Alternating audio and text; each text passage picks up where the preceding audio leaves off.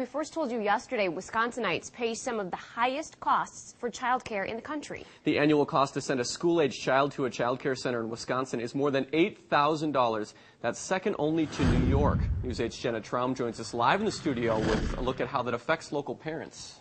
Well, many parents start saving for college when their children are young, but it looks like they might want to start saving for daycare instead.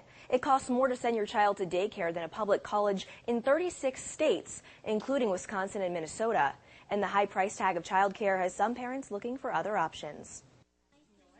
When Rachel Kroll's daughter Abigail was born, she had to make a tough decision: whether she could afford to keep her job. We knew that with the wage that I was making at this job, that by the time we paid for child care, I would not be taking home any money. And then with 2 children, it would be even a worse situation. So she quit her job to stay home and provide her own child care. Good job!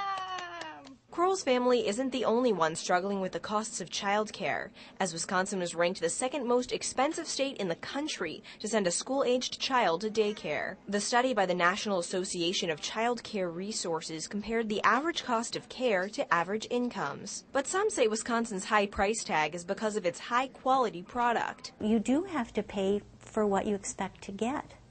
And Wisconsin does have higher regulations than some other states. In the past, Wisconsin child care providers only had to pay for background checks once every 4 years. Now, it's once every 3 months. That's 16 times more money going toward background checks alone. If you are a daycare center and have, well, let's say 25 staff, that costs $10 every time. So that's $250 a quarter to do background checks on all of your staff. That's a big shift.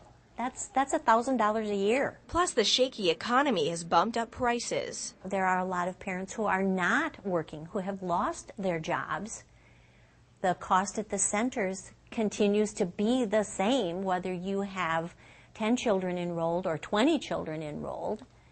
So sometimes the price has to go up so that they can cover their costs. And that leaves parents like Kroll making difficult choices. I'm glad that I can stay home with my children, and I would never change that. I love being able to spend every single day with them, but I do miss being a professional. I do miss feeling that sense of accomplishment when you meet a goal in a work setting and getting to talk to other adults, and I really loved what I was doing, so I do miss that.